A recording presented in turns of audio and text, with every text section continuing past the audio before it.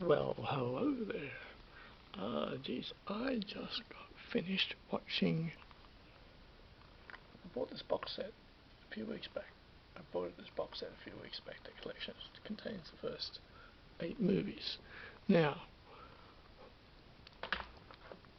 I just finished watching Friday the 13th, the final chapter, filmed in 1984. So, Friday the 13th, the final chapter, filmed in 1984.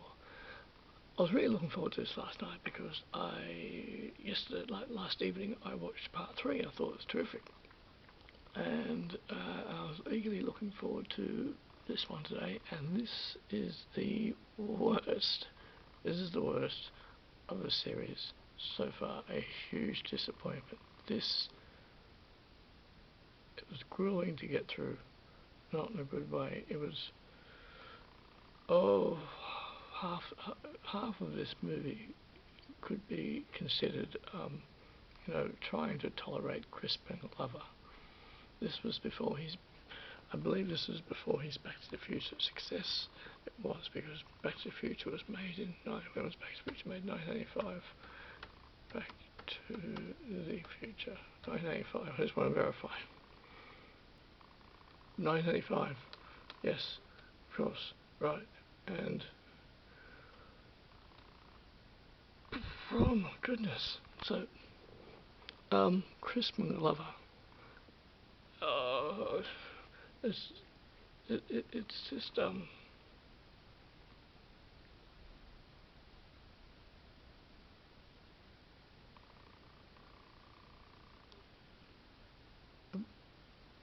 these guys here. I mean, this guy particularly. Is this the? Yeah, that's him. Eric Anderson. This movie suffers from not a great script. The script is not great, and it shows. And I got 25 minutes, and I thought, oh, actually, no, that guy there, wrong guy. This is the guy with the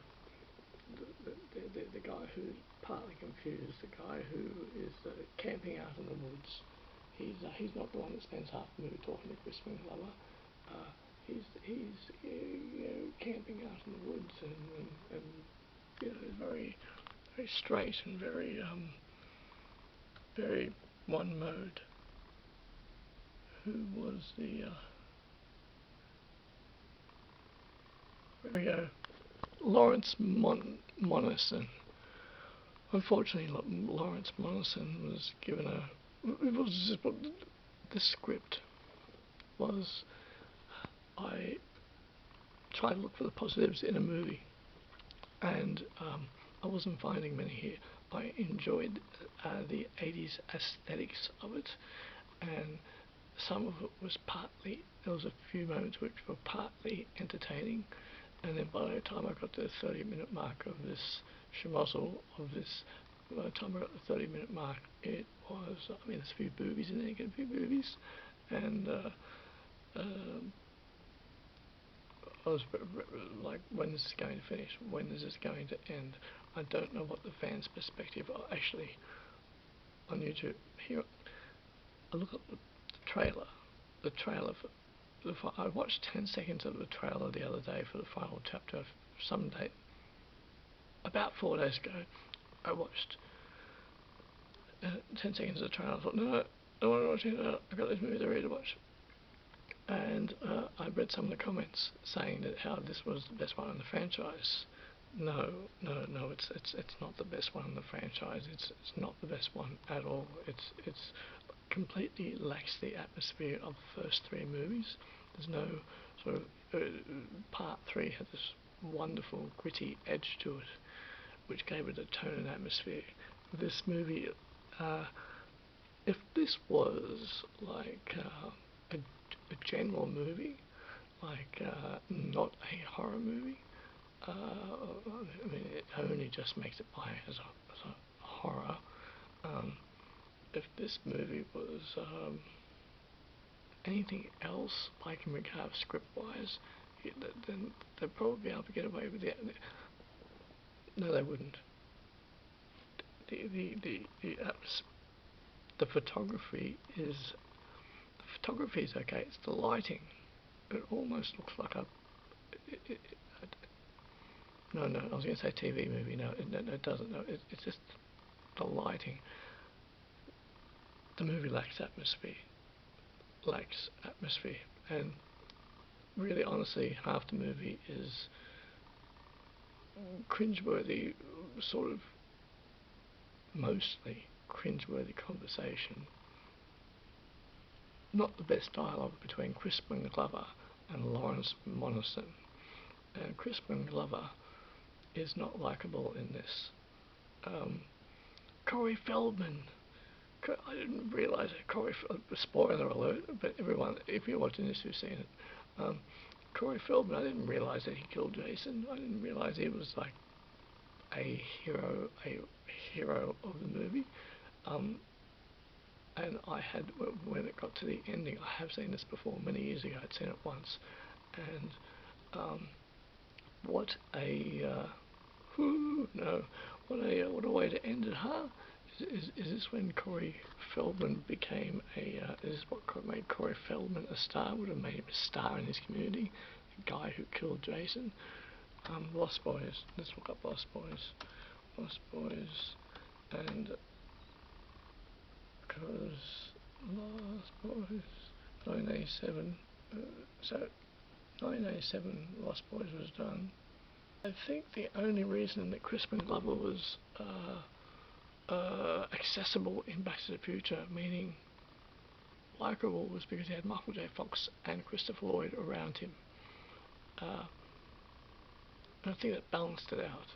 In this, we spend half the movie on with Crispin Glover, who is not magnetic and not alluring, not you don't gravitate toward him at all. And there's a great deal of awkwardness, and Crispin Glover, not a leading man, and definitely not a romantic man, that he gets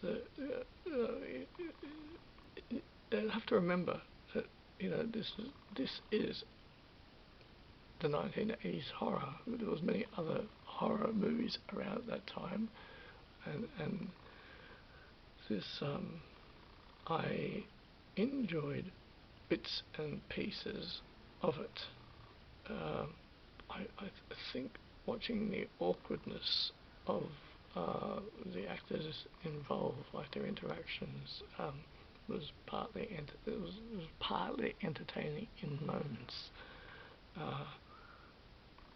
Eric Anderson, this Eric Anderson guy, could have he was a one-dimensional character in this, and I think he could have approached his character quite differently. He had the one-dimensional guy, pocket knife and a knife, and he can start a car, and he's out in the woods, and I mean, what's he doing out there? He's waiting for something to happen, and when that kid swims out to the boat after that, the woman, she's been slaughtered, and his reaction comes too quickly. Like, he gets to the boat and straight away freaks out. Like, he'd have a few moments, then you'd freak out.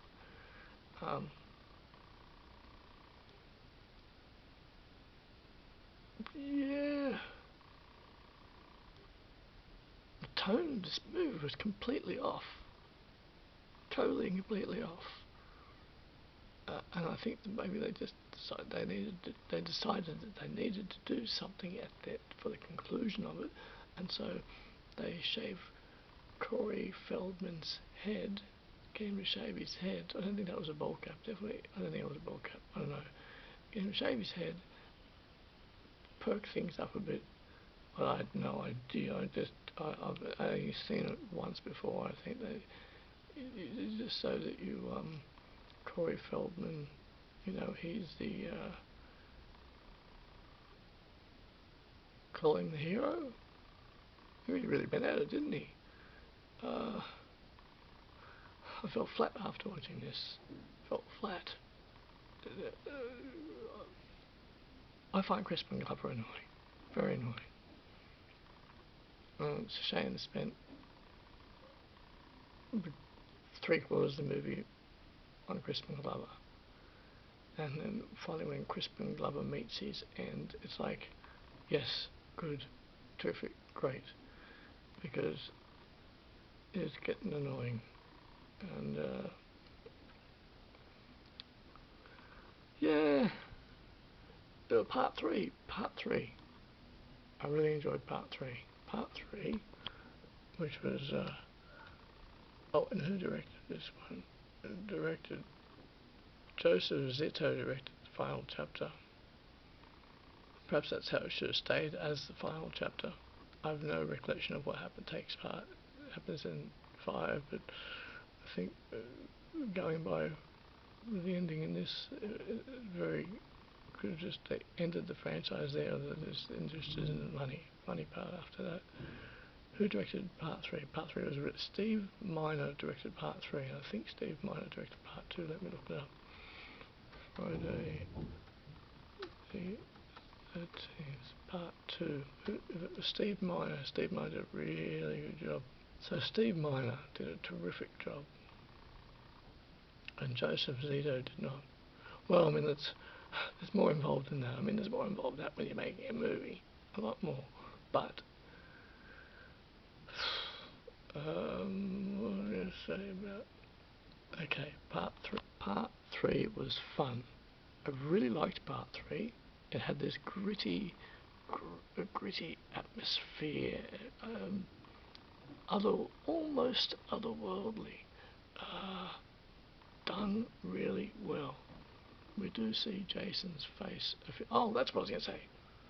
I was expecting this iconic moment, this big moment where suddenly the copy I've got, maybe it's lacking a few things, because I thought there'd be this moment where Jason sees a hockey mask just lying on the ground.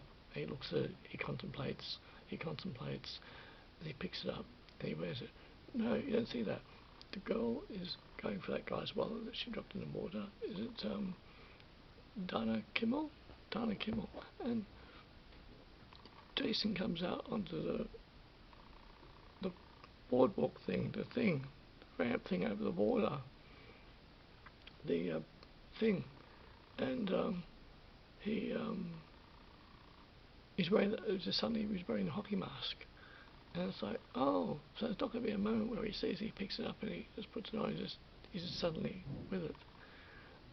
That was a little bit disappointing. And I liked all of the characters in part 3. And it was meant I could see what they were trying to do with the 3D thing, and yes, I what they were trying to do with that.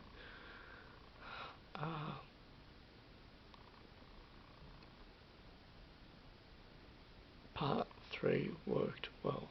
Part 4 was a schmozzle. Part 4, what was it?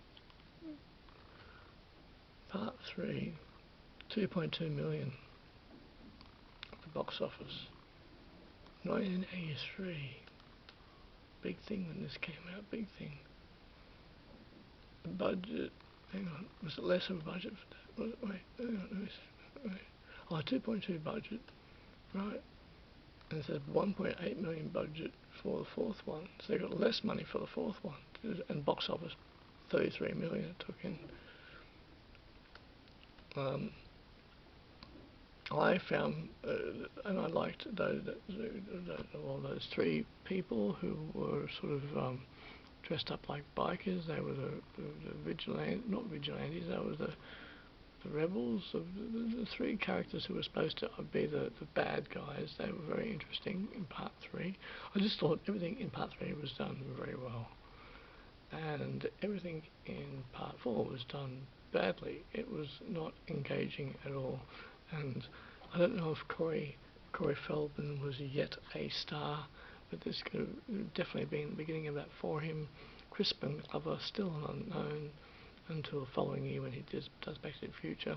Crispin Glover does not have a greatly engaging screen presence. Yes, in Back to the Future, because he has great co-stars who have a great deal of charisma, but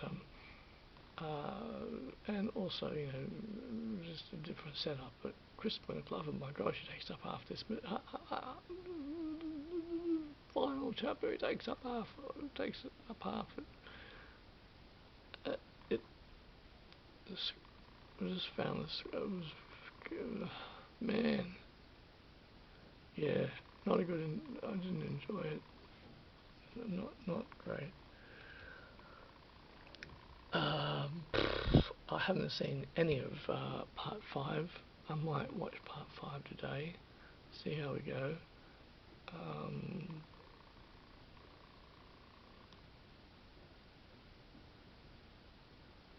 Yeah, look, part 3 was done so well. Part 4, no. The dialogue, the dialogue just wasn't. Really, everything the characters were doing wasn't good. I mean, I know they're supposed to be 18-year-olds, obviously.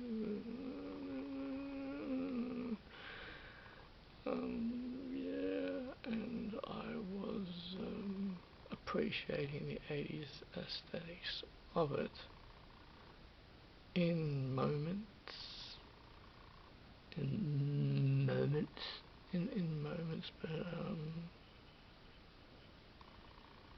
yeah. Huh.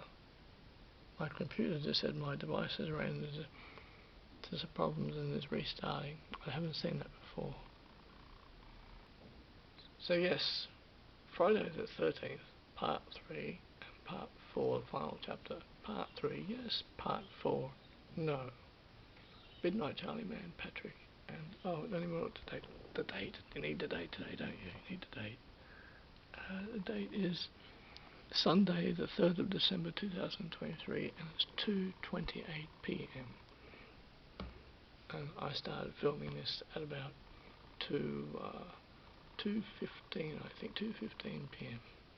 All right. Oh my goodness, yes. Okay.